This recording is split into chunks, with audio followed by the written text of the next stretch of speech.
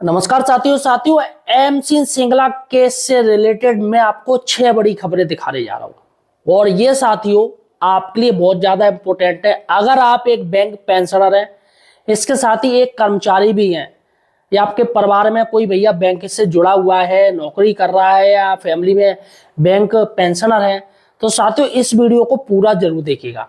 आज साथियों मैं एक बात बताने जा रहा हूं, किस तरीके से बैंक कर्मचारियों का पैसा डुबाने के चक्कर में है केंद्र सरकार। इसके साथ ही एमसी सिंगला केस का जो पैसा है दोस्तों उसको लुटाया जा रहा है, जो कॉर्पस फंड है उसको लुटाया जा रहा है। एक आर्टिकल में ऐसा दावा किया गया है। जी हाँ साथियों, एक न्यूज आर्टिकल है, आज तक डिजिटल मीडिया का एक न्यूज आर्टिकल है, वो मैं आपको दिखाने जा रहा हूं साथियों। पूरी जानकारी दूंगा किस तरीके से केंद्र सरकार जो कॉर्पस फंड है, जो कि साथियों अब पहले 4.5 लाख था, करीब 4.28 लाख करोड़ था, जो कि साथियों अब वित्तीय वर्ष में करीब 5 लाख करोड़ रुपए वो पैसा हो चुका है।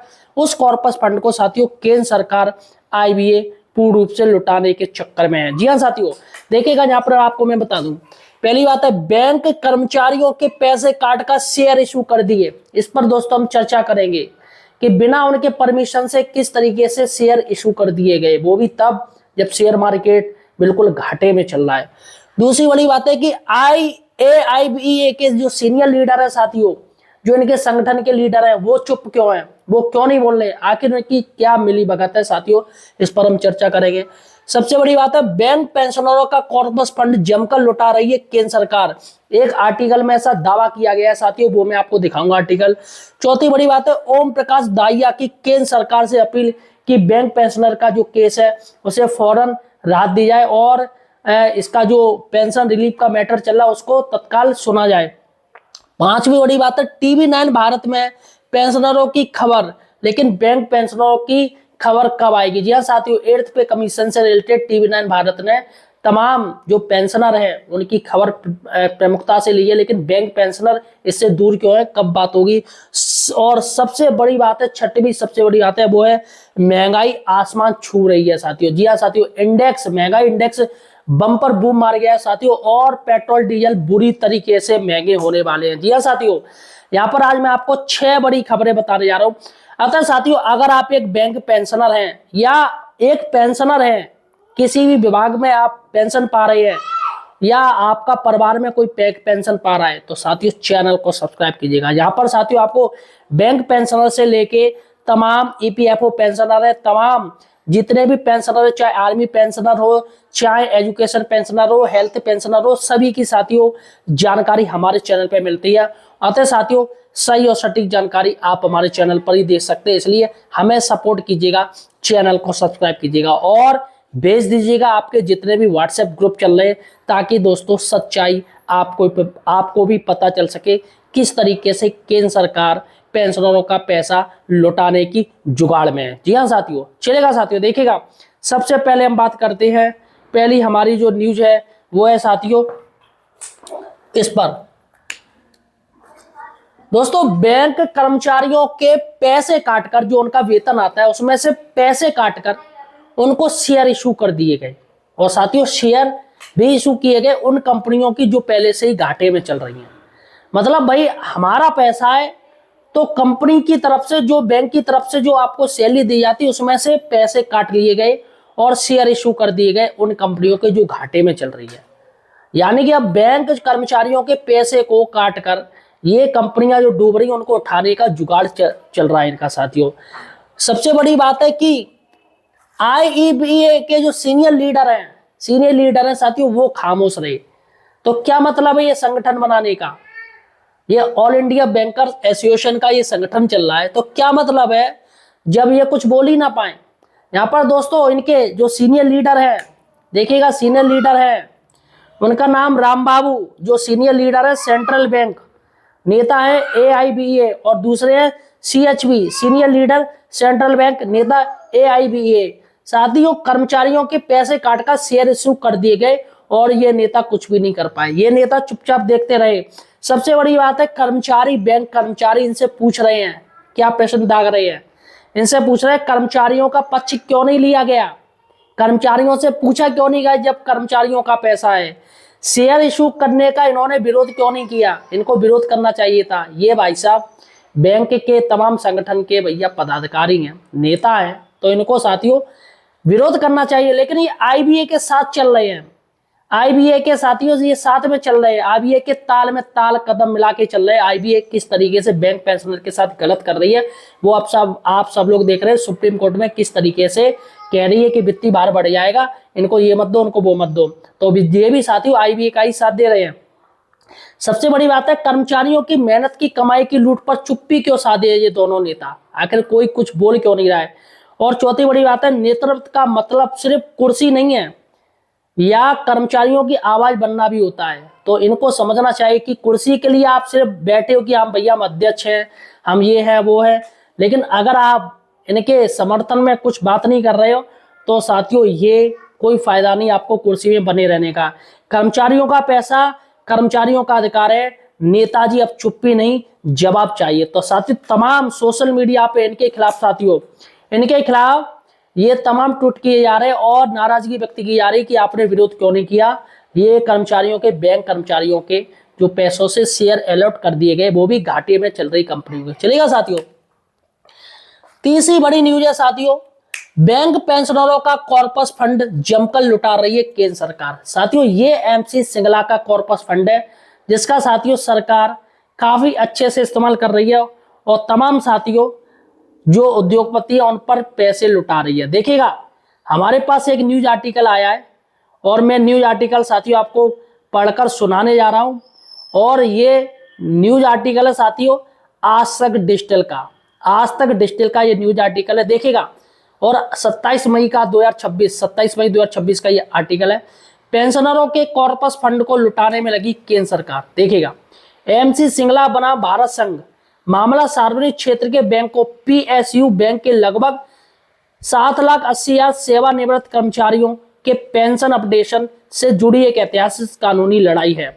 यह मामला साल 2008 में पंजाब और हरियाणा उच्च न्यायालय से शुरू होकर साल 2016 से भारत के सर्वोच्च न्यायालय यानी सुप्रीम कोर्ट के समक्ष लंबित है। सबसे बड़ी बात है दोस्तों, जिस एमसी सिंगला सर ने ये केस फाइल किया वही अब जिंदा नहीं है, उनकी डेथ हो चुकी है साथियों।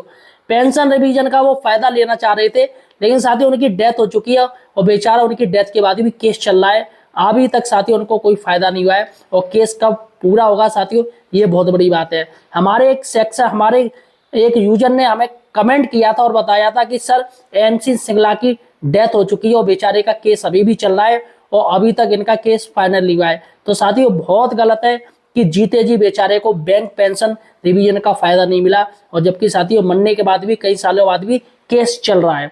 देखिएगा मुख्य विवाद क्या है, न्यूज आर्टिकल ने काफी अच्छे से इस चीज को समझा है।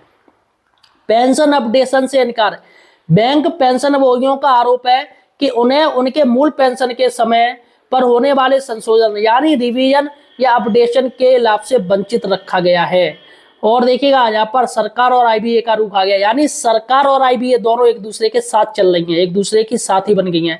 भारत सरकार के आर्थिक मामलों के विभाग और इंडियन बैंक्स एसोसिएशन ने पहले एक आदेश में कहा था कि सरकारी कर्मचारियों के विपरीत सार्वजनिक क्षेत्र के बैंकों की पेंशन योजना का पूरा खर्च बैंक खुद उठाते हैं, इसलिए इसमें केंद्रीय सिविल सेवा की तरह पेंशन अपडेशन या समानता की गुंजाइश नहीं है। सरकार का यह भी तर्क था कि पेंशन भोगियों को उपरोक्त मूल्य सूचकांक यानी सीपीआई के अनुसार महंगाई भत्ता दिया जाता है जो कि पर्याप्त मुआवजा है। बताइएगा साथियों सबसे बड़ी बात है कि ये सीपीआई जो आंकड़े हैं वो ये अपने अनुसार बनाते हैं, ये अपने अनुसार बनाते हैं। कैसे बनाते हैं? ऐसी कमरों में बैठे बैठे ये सीपीआई के आंकड़े बना देते हैं और जबकि रियलिटी मार्केट में क्या है ये कभी नहीं जानते हैं। तेल की महंगाई क्या है ये कभी नहीं पूछते हैं, दाल कितनी महंगी चल रही कभी नहीं पूछते हैं, आलू का भाव क्या है कभी नहीं पूछते, गेहूं का भाव क्या है कभी नहीं पूछते, चावल का भाव क्या चल रहा है कभी नहीं पूछते। सिर्फ और सिर्फ एक आंकड़े बना देते ऐसी कमरों में बैठे, हाँ भैया अभी ये चीज सस्ती है। जबकि साथियों इसलिए निरीक्षण कीजिए, वहां जाके देखिएगा तो ये सारी की सारी चीजें 10-10 गुना 5-5 गुना महंगी होती हैं। और जबकि साथियों ये जो सीपीआई के आंकड़े बनाए जाते हैं उपभोक्ता मूल्य सूचकांक के, जो कि फर्जी पूर्ण रूप से होते हैं, सिर्फ और सिर्फ सरकार के पक्ष में बनाए जाते हैं, सरकार को राहत देने के लिए बनाए जाते हैं ताकि डीए-डीआर कम इसमें कम जारी हो सके, इसलिए साथियों ये फर्जी सूचकांक बनाए जाते हैं। उसके साथ दोस्तों इनका कहना है केंद्र सरकार का हम महंगाई भत्ता दे रहे हैं उस महंगाई के अनुसार, जो कि साथियों बिल्कुल कम है, बहुत कम है, और यही सरकार प्राप्त मुआवजा मांग रही है और मान के चल रही है। तो पेंशनरों का मुख्य तर्क क्या है, हम यहाँ पर बैंक पेंशनर क्या कह रहे हैं। याचिकाकर्ता के अनुसार बैंक कर्मचारी पेंशन विनिमय यानी 1995 रेगुलेशन 35 पैराग्राफ 1 के तहत पेंशन अपडेशन का स्पष्ट प्रावधान है। उनका कहना है कि बैंकों ने केवल डीए को रिवाइज किया है, लेकिन मूल पेंशनों को रिवाइज नहीं किया है, जो कि नियमों के उल्लंघन है। भैया डीए को आप रिवाइज कर रहे हो, क्या मतलब, बेसिक पे को भी तो रिवाइज कीजिए। बेसिक पे आप वही रखे हैं पुराना वाला, और सिर्फ डीए को रिवाइज कर रहे हैं, जो कि गलत है। चलेगा साथियों, जबकि राज्य सरकार ऐसा नहीं करती, राज्य सरकार बेसिक पे को भी रिवाइज करती है, केंद्र सरकार भी करती है। यहाँ तक कि आरबीआई के जितने भी कर्मचारी हैं उनको 8th पे कमीशन का लाभ मिलता है और उनका बेसिक पे रिवाइज होता है, जबकि बैंक पेंशनों के साथ ऐसा नहीं हो रहा है।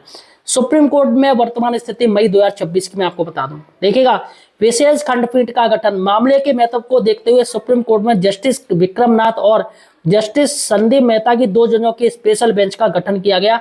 कोर्ट ने इस मामले को पार्ट हर्ड श्रेणी में नियमित सुनवाई की सूची में सबसे ऊपर रखा, लेकिन साथियों सबसे ऊपर रखा, लेकिन डेट मई में ही इसकी सुनवाई होनी थी फाइनल, जो कि साथियों उनको सुनवाई की डेट दे दी जुलाई, वो भी लास्ट जाके 22 जुलाई साथियों उनको सुनवाई दे दी। और बात हो रही है कि इनका मुख्य प्रायोरिटी में रखा जाए, मुख्य सुनवाई में रखा जाए। देख रहे हो किस तरीके से सुनवाई हो रही है साथियों। न्यायालय का कड़ा रुख, अदालत ने स्पष्ट किया है कि वरिष्ठ नागरिकों से जुड़े इस मामले में और देरी नहीं की जा सकती है तथा स्थगन संस्कृति यानी एडजस्टमेंट कल्चर को समाप्त किया जाना चाहिए। फरवरी 2026 की सुनवाई के दौरान जस्टिस विक्रम नाथ ने मौखिक टिप्पणी की थी, यदि यह लाभ विनिमय यानी रेगुलेशन में शामिल है तो बैंकों को इसे देना ही होगा। यानी सुप्रीम कोर्ट भी साथियों मांग रही है कि ये केस बिल्कुल सही है और ये बैंक पेंशनर केस जीत चुके हैं, लेकिन साथियों आईबीए इसमें ड्रामा कर रही है, कुछ ना कुछ सिफूका दे देती है। इसके साथ ही दोस्तों केंद्र सरकार तो वैसे भी पैसा देना नहीं चाह रही, वो तो आप भी जानते हो कि केंद्र सरकार के पास पैसा ही नहीं है।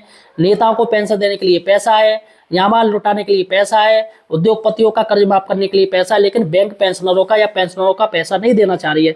तो यहाँ पे न्यायालय भी कह रहा भैया न्यायालय क्या करे, जब सरकार का प्रेशर होगा तो जज चेंज हो जाएंगे, सुनवाई वाले जज ही चेंज हो जाएंगे, फिर तुम क्या कर लोगे। तो साथियों यहाँ पर ताजा सुनवाई अपडेट, मई 2026 के पहले हफ्ते यानी 6 और 7 मई 2026 में इस केस को सुनवाई के लिए टॉप लिस्ट आइटम नंबर 301/302 में लगाया गया था।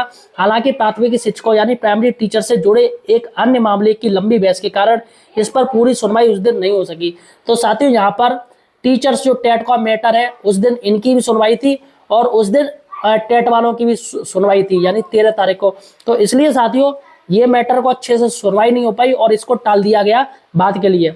अब देखिएगा जुड़े हुए अन्य मामले, इस मुख्य याचिका के साथ the Punjab and Sind bank retire employees welfare association और oriental bank retire operation association और all Kerala bank retired forum जैसे कई अन्य संघों के केसेस भी जुड़े हुए, जिन पर अदालत एक साथ अंतिम फैसला सुनाएगी। इस केस को महत्व क्यों है? पेंशन भोगियों को उम्मीद है कि सुप्रीम कोर्ट द्वारा इस मामले पर जल्दी कोई अंतिम या सकारात्मक फैसला आ सकता है। यदि सुप्रीम कोर्ट का निर्णय पेंशन भोगियों के पक्ष में आता है तो देश भर के लाखों बैंक रिटायर्ड कर्मचारियों की पेंशन में भारी बढ़ोतरी होगी और उन्हें लंबे समय का बकाया एरियर भी मिल सकेगा। तो यहाँ पर साथियों एरियर की भी बात हो रही है, मतलब साथियों अगर एरियर भी ये दे दें, 18 साल का एरियर बनना है तो साथियों लाखों में वो एरियर होगा। और साथियों यहाँ पर आईबीए कह रही है कि भैया वित्तीय भार पड़ेगा।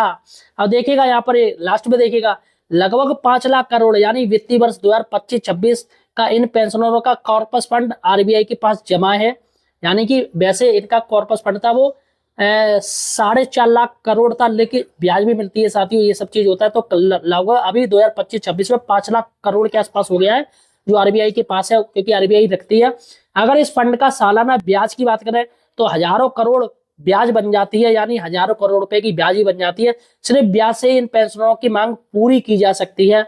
एक रिपोर्ट का दावा है कि केंद्र सरकार कॉर्पस फंड के पैसे को उद्योगपतियों के कर्ज को माफ करने में, घाटे में चल रही बैंकों की बैलेंस शीट दुरुस्त करने में कॉर्पस फंड का इस्तेमाल हो रहा है। सरकार ने कॉर्पस फंड का इस्तेमाल शेयर मार्केट में भी कर दिया है, जिससे पेंशनरों का कॉर्पस फंड भी धीरे धीरे कम होता जा रहा है।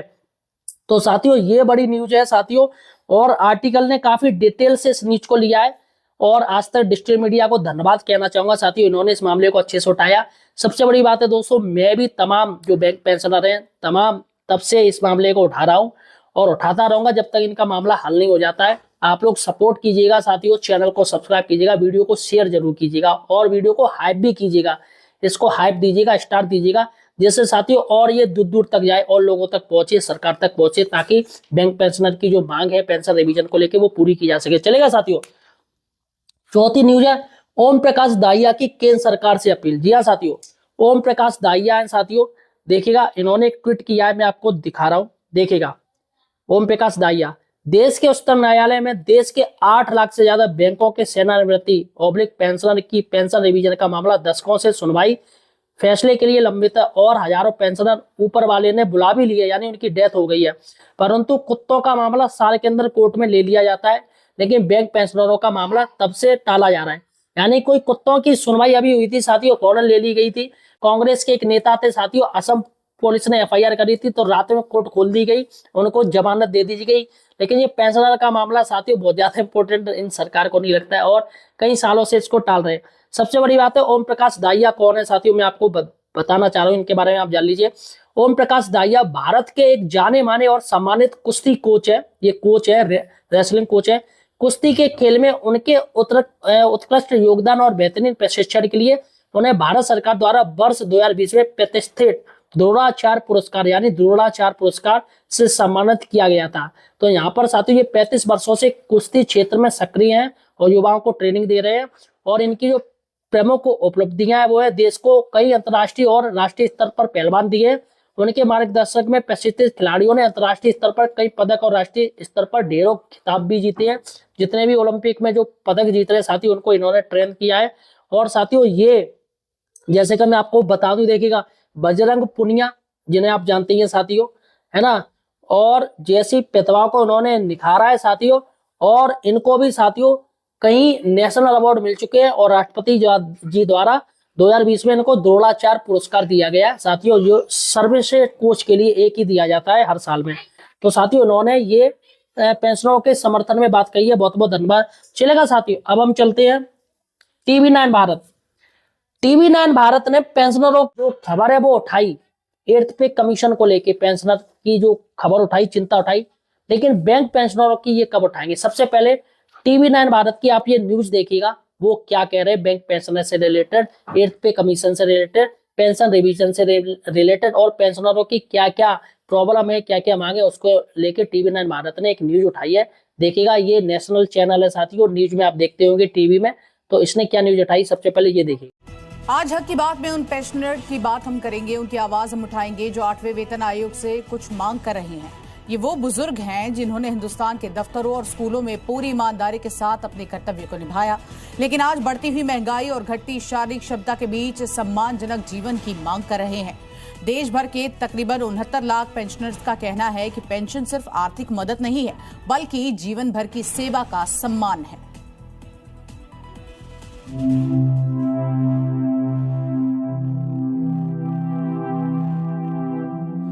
उम्र ढल चुकी है, किसी के घुटने में दर्द है तो किसी को कम दिखाई देता है। शरीर अब पहले जैसे साथ नहीं देता, लेकिन जिंदगी की जरूरतें आज भी उतनी ही बड़ी है। ये वो लोग हैं जिन्होंने ऐसे वक्त में देश को संभाला जब डिजिटल युग ने प्रवेश भी नहीं किया था। हाथ में लिखते थे, रजिस्टर भरते थे और पूरी ईमानदारी और निष्ठा से देश निर्माण में योगदान देते थे। सेना, रेलवे, डाक, न्यायपालिका, शिक्षा और स्वास्थ्य जैसी संस्थाओं को इन्होंने अपने हाथों से सींचा। इन हथेलियों ने हिंदुस्तान को गढ़ा है, लेकिन अफसोस आज इन हथेलियों में लाचारी की सीमाएं खिंच गई हैं। जिनकी मेहनत से राष्ट्र का निर्माण हुआ, आज वो चाहते हैं इज्जत और हक। जो चीजें मिलनी चाहिए पेंशनर को, जितनी मात्रा में महंगाई के हिसाब से, दवाओं के हिसाब से, उपयोगी सामानों के हिसाब से जो खर्च होते हैं उसके सापेक्ष पेंशन अब नहीं मिल पाती है। ये नहीं कुछ गवर्नमेंट चाहती है कि जो सेवानिवृत्त हैं और ये जो बुजुर्ग हैं, अब ये हमारे किसी काम के तो रहे नहीं, अब इनको जितना दे रहे हैं वो भी एक्स्ट्रा में दे रहे हैं, ये मान के गवर्नमेंट चल रही है। देश की सीमाओं की रक्षा करने वाले दफ्तरों में वर्षों तक सेवा देने वाले, समाज को नई दिशा दिखाने वाले ये बुजुर्ग 8वें वेतन आयोग से कुछ चाहते हैं ताकि ये सम्मान के साथ जी सकें, उस उम्र में भी आर्थिक तौर पर मजबूत रहें। बढ़ती महंगाई के बीच दवाओं का अपना खर्च निकाल सकें। 8वें वेतन आयोग ने 2026 में काम करना शुरू कर दिया है। केंद्रीय कर्मचारियों, पेंशनर्स के लिए सैलरी और पेंशन में बड़े बदलाव की उम्मीद है। देश भर में वेतन आयोग की बैठकें जारी है। आयोग का गठन 3 नवंबर 2025 को हुआ था। आयोग को 18 महीने में रिपोर्ट सौंपनी है। इसके 1 जनवरी 2026 से प्रभावी होने की उम्मीद है।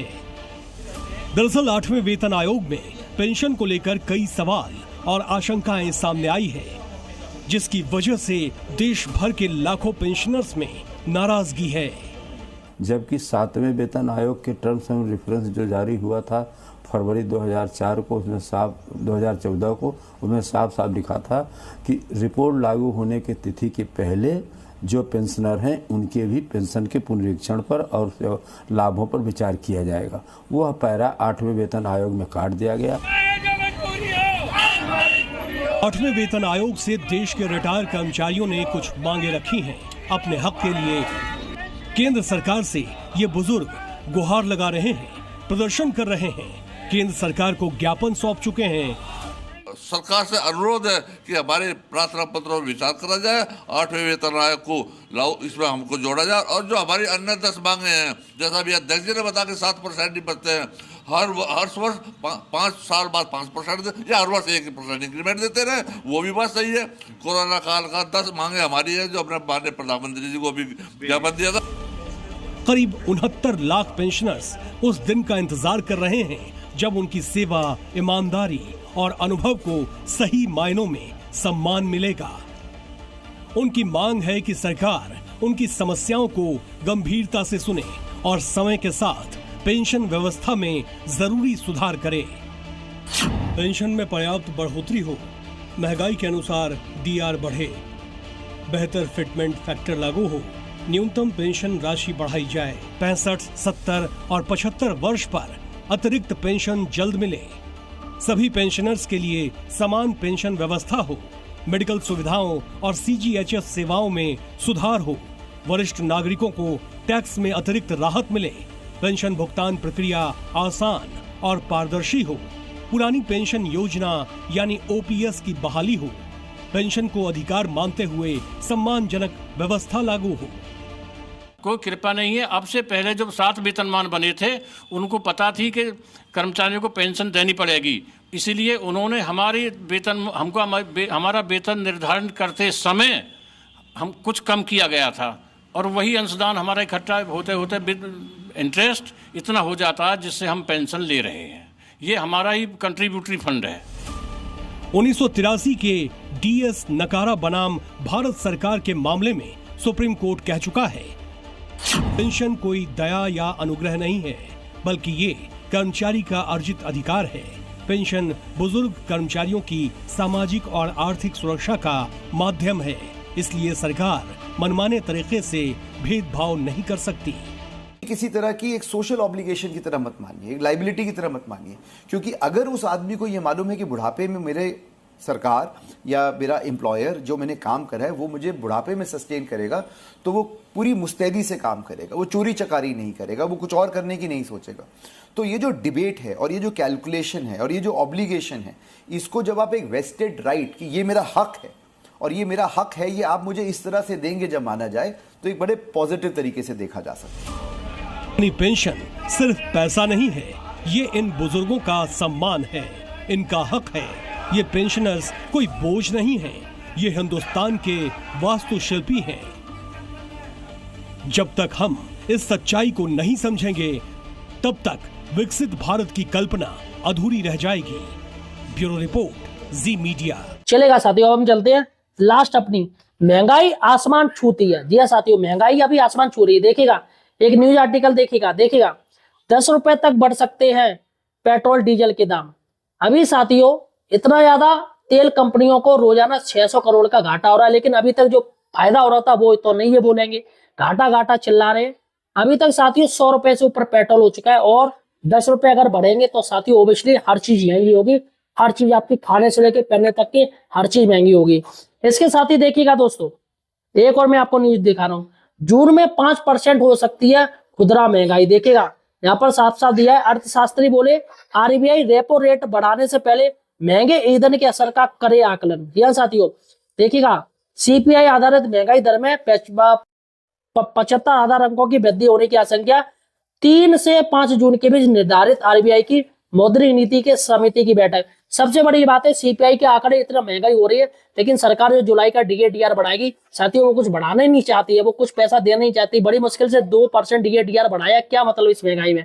देखेगा साथियों यहाँ पर ये कुछ कह रही है, ये दीप्ति देशपांडे है अर्थशास्त्री, ये कह रही मौजूदा विश्व वर्ष के महंगाई दौरान 5.1% रहेगी। अभी महंगाई का दबाव ज्यादातर आपूर्ति की वजह से है।